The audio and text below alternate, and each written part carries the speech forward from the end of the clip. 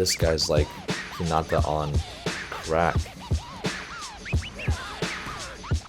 That's another great animation, but I thought he was... Hey everyone, welcome to Elevate Your Power Level, where we analyze the artwork and life lessons from anime. I'm Coach Donnie, and I'm an art teacher, former animator, volleyball coach, and volleyball player. In this video, I'll be reacting to the Haikyuu compilation movie, Talent and Sense Part 2. We also have some really exciting news. Crunchyroll just announced that they acquired the North American rights to the Haikyuu movie, to the actual Haikyuu movie, The Dumpster Battle, which will screen in North American theaters on May 31st. I'm still deciding whether I want to watch it in theaters with some friends, or whether I want to do a live stream watch party, or just watch it in private so I can act like a total goofball and record my initial reactions. Let me know which option you think is best in the comments below, and also let me know if you're going to watch it in theaters or on Crunchyroll. Now let's get this Haikyuu party started.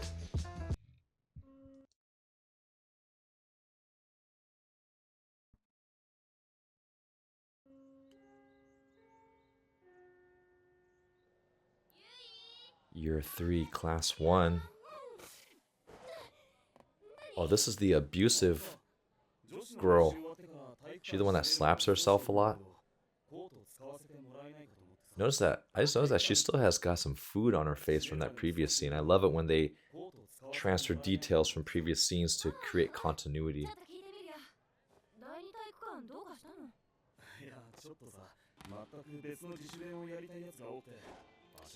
And one thing that's unrealistic here is you see how when it hits the net, it only dents the top part. When a volleyball hits the net, it should create like a wave ripple effect throughout the whole net. But here, it only kind of dents the middle and then kind of rolls down. So not really realistic. Even though a net is soft, it should kind of whip back and shake a little bit, and then kind of like when you drop a pebble in a pond, it has like these ripple effects throughout the net. Although I do like how they have volleyballs spread out through the floor.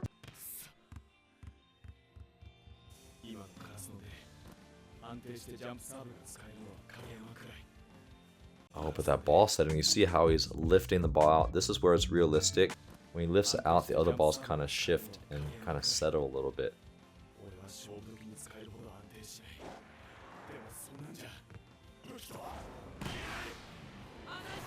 Oh, interrupting his best serve.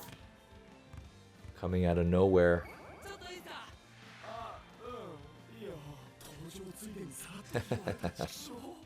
That's what great liberos do. They do it on accident. Pass well.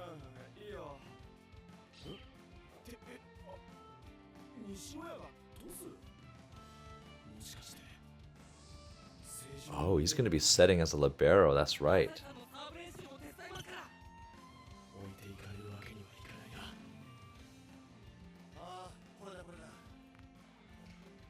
Man, look at that. What is this app here? I would love, or I don't know if this is considered their YouTube, but they got Brazil, they got Japanese team, pro teams.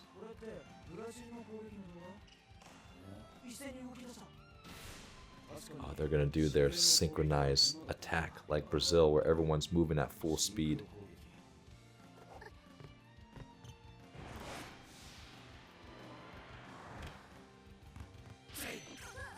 I like how she's just so, I forgot how funny it is. She's just so high anxiety.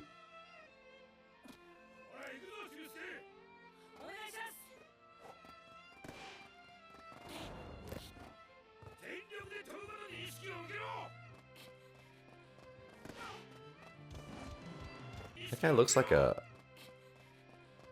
mini hinata, just with different colored hair, but look at how much joy he has with playing volleyball. And as a young kid, the most important thing is to have fun playing. That's one thing I learned coaching different levels of camps. I like to divide development into 3 stages. The first one is you have to love the sport. You have to have fun with it. You don't want to push an athlete unless they actually enjoy playing the sport. So once they actually have fun with it, you want to make it fun, then they're ready to work a little harder and be more motivated. Because in all honesty, most kids aren't going to do something unless it's fun. So once they learn how to have fun with the sport, then you want to teach them the joy of winning. So provide competitions that will also provide some extra motivation. Once they actually enjoy winning, then you could really push them as an athlete, where you want them to be more technically sound, have more challenging drills, and be a little harder on them. If you try to be too hard on them on the first or second stage of development, you run the risk of that athlete not coming back, because then it's no longer fun. Once they have fun, once they like to win, then they're going to be highly motivated to want to work harder, and that's where you could push them. So just having that little kid smile just reminded me of that fun stage.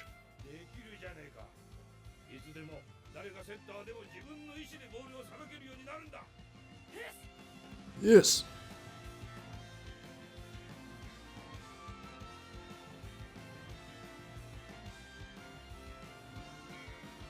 I just love the person that animates all their different emotions, the slumped shoulders, first, second, and third tempo.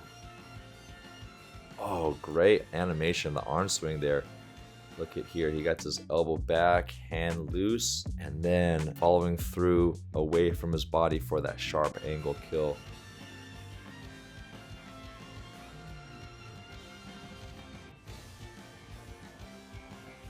Yamaguchi, probably one of my favorite arcs in Haikyuu. What's Tsuki doing to train here? So this is him. I don't recognize the other player on the other side. Maybe this is during the adult scrimmages. But look how realistic that is when the ball, you can have very strong fingers, but if they hit it perfectly on one finger, it hurts a lot. It's not like a full jam, but that's why a lot of middle blockers, they wear tons of tape on the fingers from constant impact. Great hitters will always try to aim for the fingers because that's the softest part of the block. And look at that facial expression from Tsuki.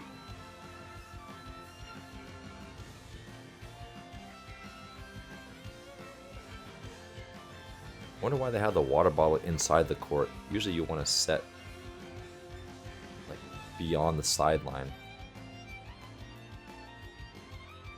Maybe they're just working on different types of quick sets for hinata.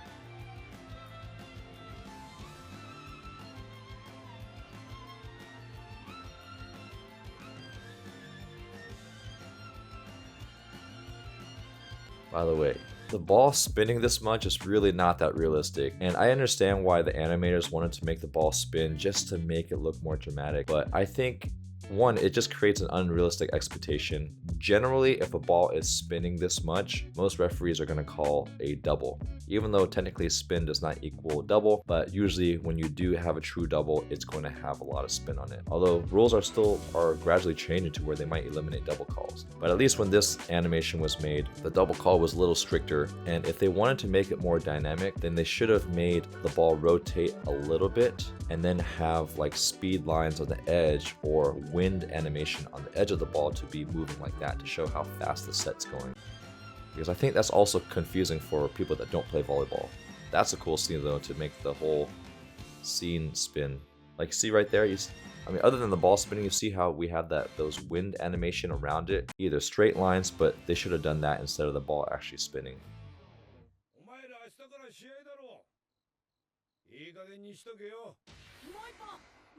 Oh, Kageyama was training there too.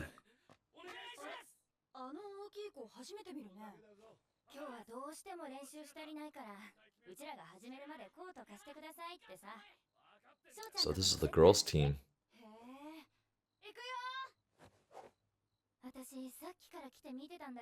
I love it when athletes don't want to leave the gym. Those are the best types to train. Oh, the sound. That is so real. Sometimes you can tell something is a great spike and a crush just based on the sound.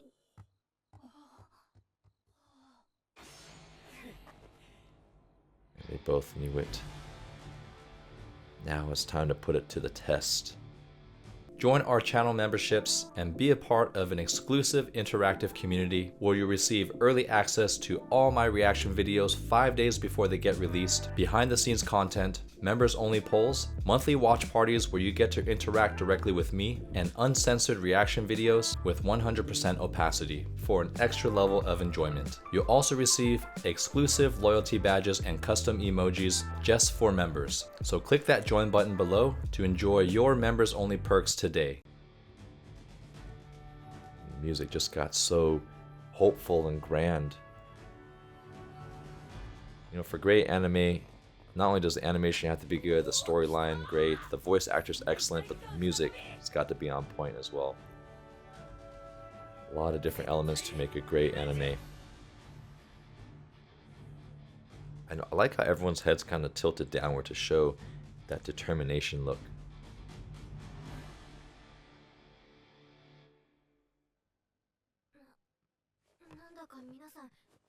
So I forgot if this is the first game of this tournament or this is the second one.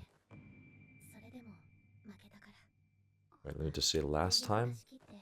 So last time as in yesterday or last time as in a previous tournament. I already forgot all that happened in Haikyuu. Making the nails perfect for setting.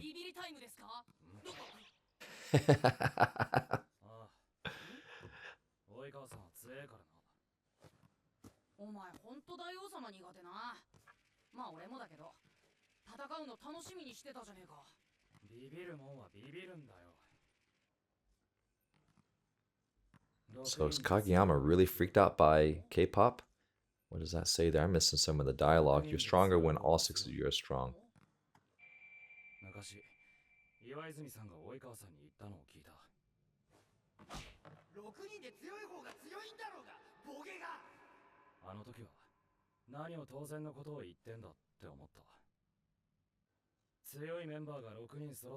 But is Kageyama coming to a realization that the team is strong? He's strong when the team is strong. So this is that inflection point. How can a setter amplify the strength of his players with leadership? Yes. Every setter, every hitter has a different window and a different tempo. Let me add to that. In volleyball, traditional volleyball philosophy, location used to be viewed as the ultimate focus of a setter. If you get it in the perfect location, the setter can do anything. But as the game's evolved, every athlete has a different speed, different spiking height, and different spacing. Some people need the ball tighter, some people need the ball off, some people need the ball faster, some people need it slower, higher. There's so many variables, and a great setter, exactly what Kageyama said here, is one that can find each of his hitter's window. And the window is the optimal location and time and space that a hitter can make a really aggressive decision and approach the ball at the fastest speed. Because when you approach it at the fastest speed, you can hit hard, jump high, but it needs to sit in that window for just long enough for the hitter to change direction in case they see the block and need to hit around it.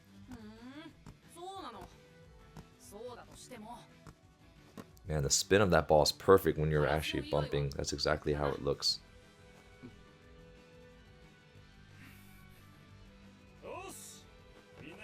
Os.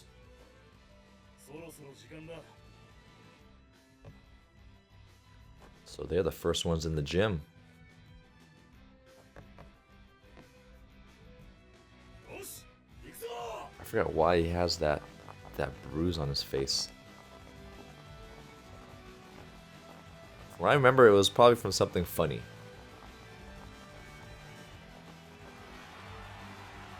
Oh, entering the gym. So maybe they were just in a smaller gym to warm up. And this is their rematch against Aoba Josai.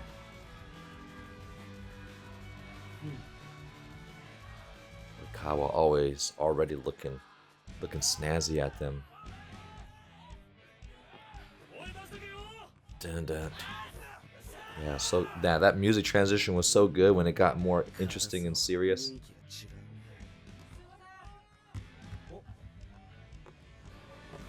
Oh, is this Kageyama? Haha, we knew it. That's a good poster right there.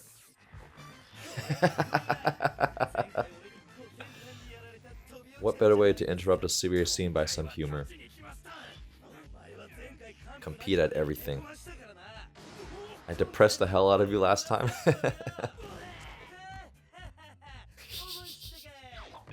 You know, I do like Oikawa the more I think about it. He's just kind of an interesting guy.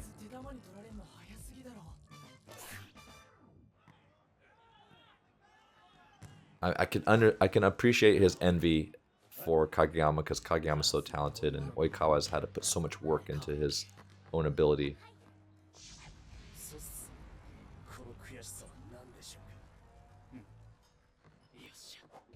Why is he feeling so frustrated? I think I talked about this in my last reaction video when I actually reacted to this episode, but this is super real. I remember when I was in high school, so when we were warming up, I would purposely try to like hit the ball really hard, not even in hitting lines, just as we're warming up. So it would fly over my teammate and I would have to go shag it. And if there was like a cute girl in the audience, exactly what I was aiming for. You know, the best part about this is we've learned that young boy volleyball players in Japan think the same thing as young boy volleyball players in America. That's awesome. Uh-oh. Oh, Shimizu. That's right, the savior and protector. And Tanaka, the other protector.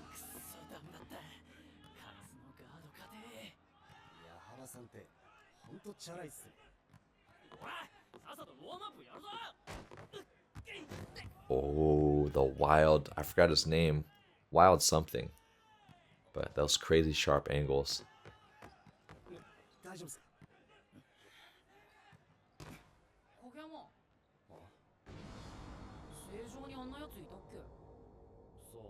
So not only do they have to play with a team, Karasuno has to play against Josai, and after they lost him, now they got to play against him with a new talent.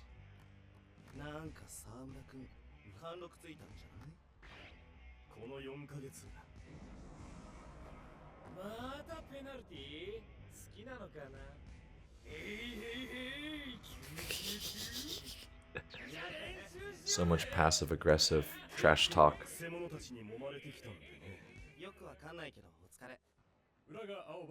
Ooh, official FIVB coin. I don't remember that coin being like that. Was that part of a new animation that they made the coin a little bit higher quality?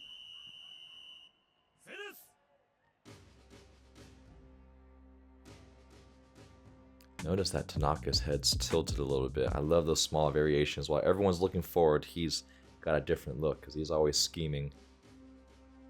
And Hinata's hair is always ruffled. Suki's head's a little tilted, and Yamaguchi looks nervous. Oh, that's a great 30-degree angle look. Great depth perception. People in the front should look bigger, and then they should get smaller as they go. But look at each player is bowing at a different angle. And if they all bowed at the same angle, they would look like robots. But this is exactly just so realistic. Everyone is bowing at different heights because they are different heights, but also different degrees just because we're all different humans. Even the line judge is bowing, and the coach is bowing.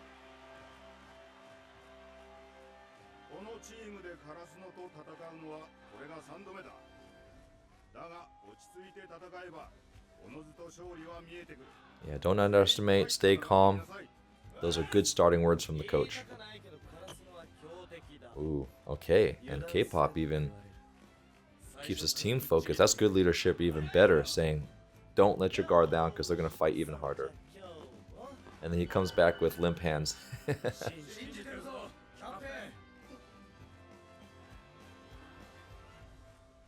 That's right, they have to boost his ego.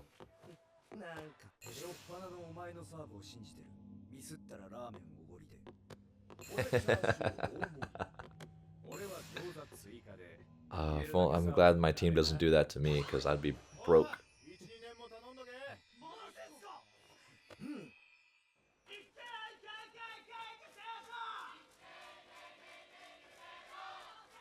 The cheers. I wish they had cheers like that for each school in America for the volleyball teams.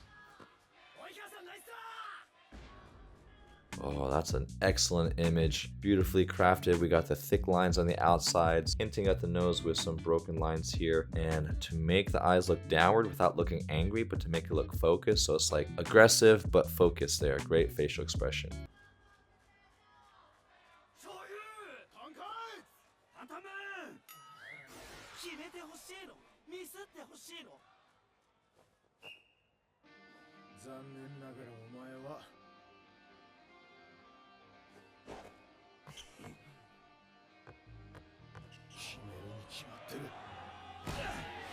Oh, that first serve all the way to the corner.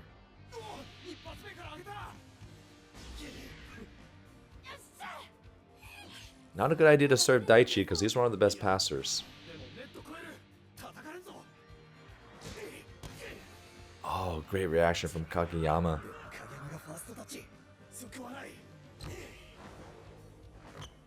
Oh, right away with Nishinoya on the quick side. Is he gonna set Hinata?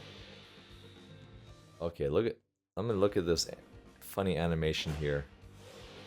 Is it root top? This guy, number 12. Forgot his name, but I remember his head supposed to be like a root, but his body proportions look really bad. His arms and hands are huge compared to the rest of his body, so they should have made his hands look a little smaller or the legs bigger to balance it out there.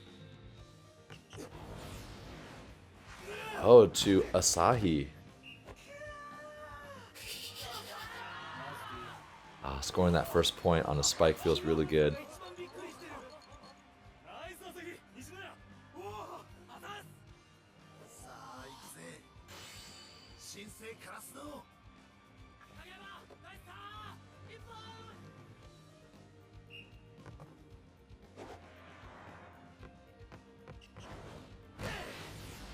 Oh, aiming from the same spot. Oh, just out. Don't mind, don't mind.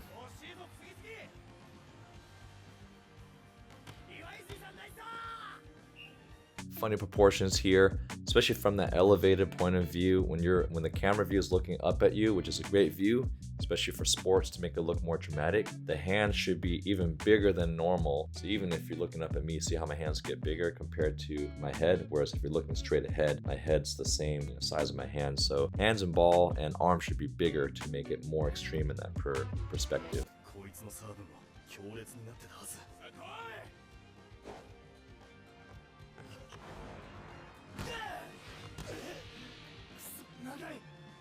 Yeah, not a very strong serve-receive game.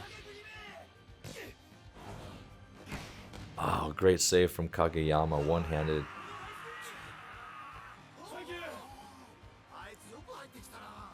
Did Asahi just blow him a kiss?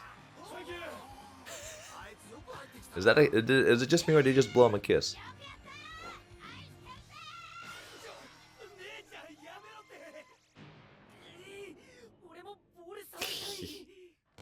It's only early in the game. It's only 2 points in the game. There's plenty of game left for Hinata to touch the ball.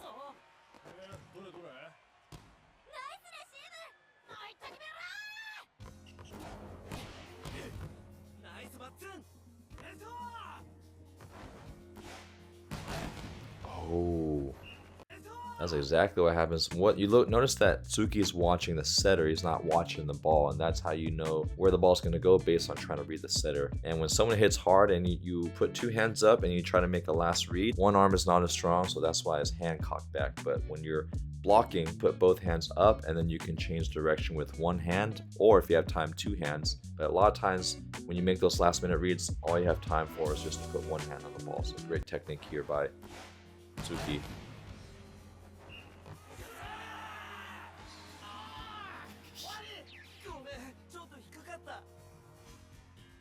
I love that Oikawa was the first person to comment and apologize for that moment.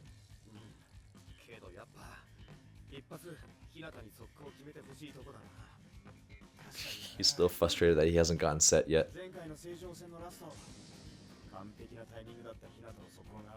Triple block.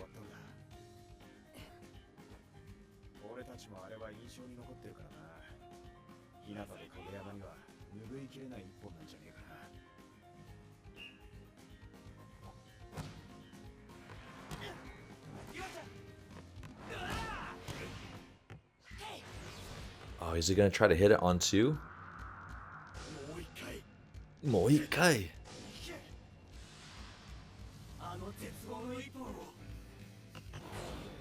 That's that minus tempo though. I thought they weren't gonna do minus tempo anymore.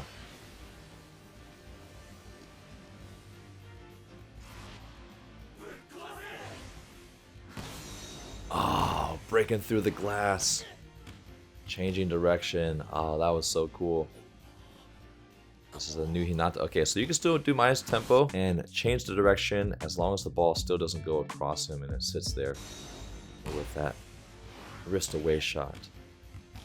And for Hinata to see the block, this is a new Hinata.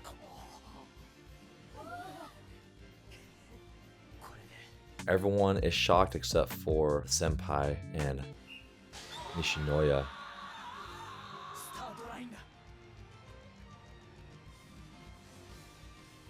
Breaking through that glass, that was another cool analogy. The gate and the glass.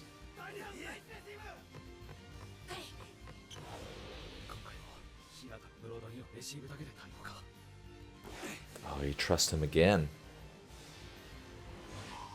Oh, and he can see. So maybe the libero was lined up. Lined it to where he was facing, and the hinata saw the hole. But 1 point game, anyone can win here. Sakoi!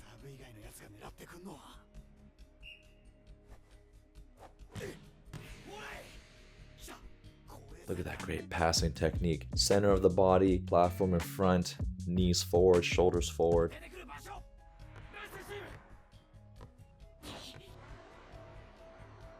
Ooh, someone following him? Diving block?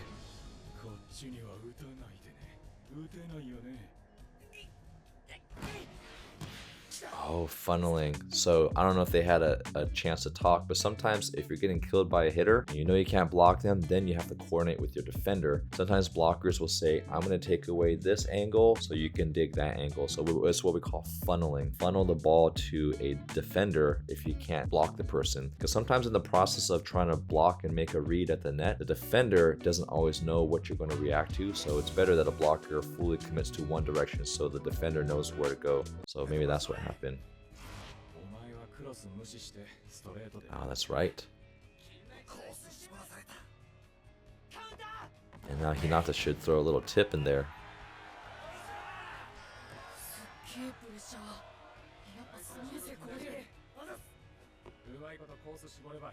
Narrow the course, that means keep the ball in a narrower funnel.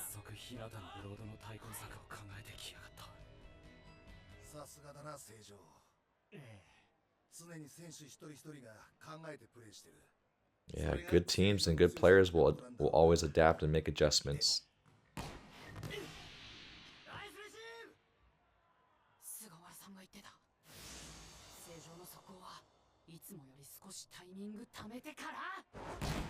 Oh. Wonder why he should wait for the timing. Suga was saying that the Seijo's quicks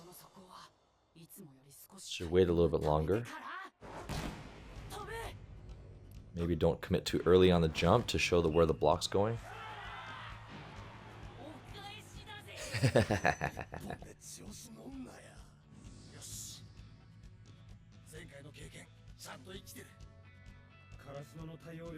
Oh, maybe because he's taller, so he's like on the way down and then he's hitting over him. So wait a little longer so you can reach as the ball's coming down. And neck and neck, just trading points.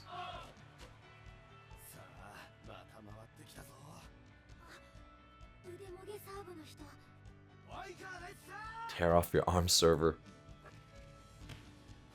Oh, that was cool. So that's great depth reception. See, when he's spinning it, the ball bounces forward and then back. That's exactly how you do it to show depth. Really great detail. See how the ball gets bigger and then spins back and the ball gets smaller.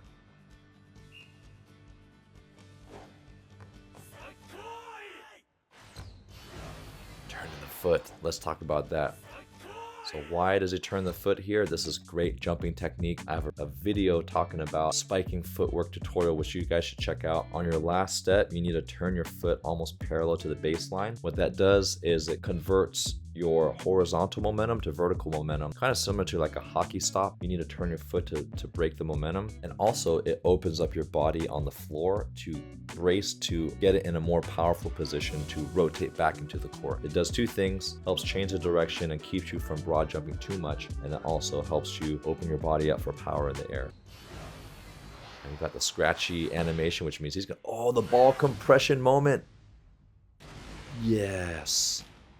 Zero reaction here.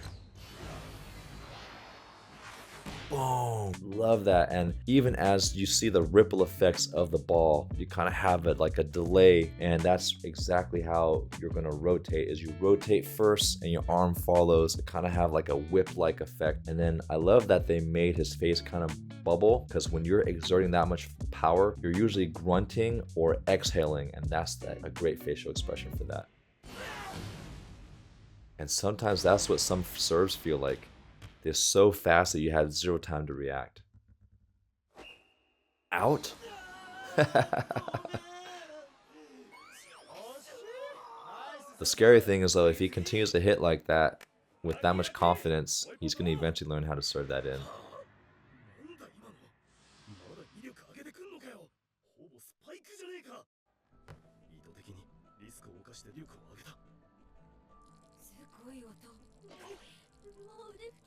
She's still worried about arms breaking from a serve or a spike.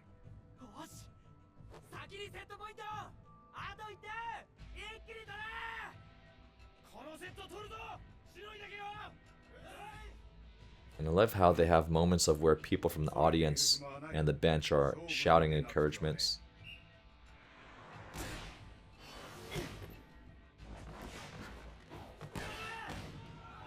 Easy play there after a great pass from the libero. I like watching Aoba Josai's libero. Great technique with that angle of the shoulder. But can they close it out?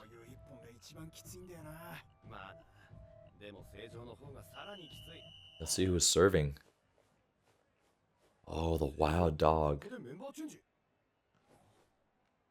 This is the first appearance of Wild Dog. Is he gonna serve and just go reckless?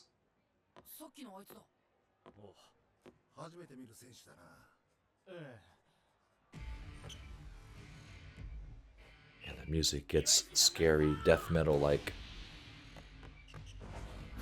Oh, aggressive serve on game point. That's very confident.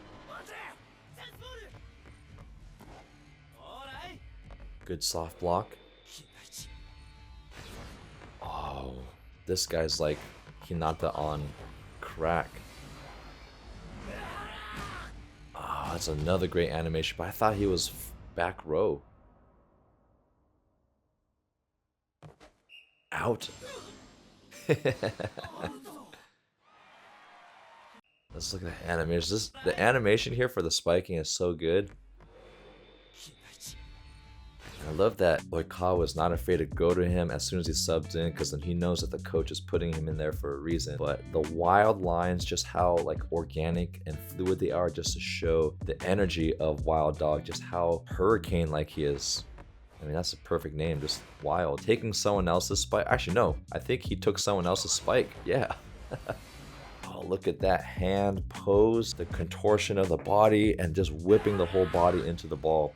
I think we saw veins coming out of his eyes here. Yeah, look at that. They even showed veins popping through his eyes, putting so much power into the ball.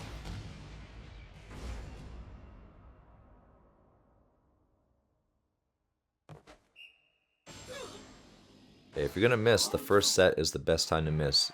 Get your rhythm, continue to be aggressive. What's interesting is, even though they lost that first set, you can still feel a little bit nervousness from Karasuno, that they knew that Seijo had chances to score, and Karasuno won because of Seijo's errors, not because Karasuno beat them. And that's a scary place to be, especially when you feel like the other team has almost control of the game with the aggression that they have.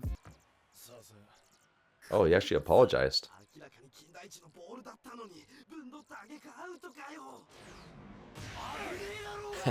But I like that. There's always an upperclassman to humble these young wild guys.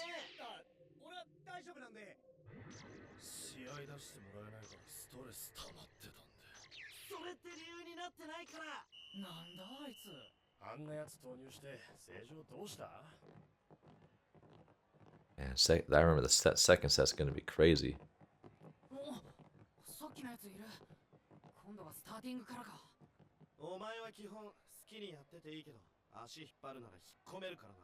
Ooh, another person keeping him in check. And he's listening.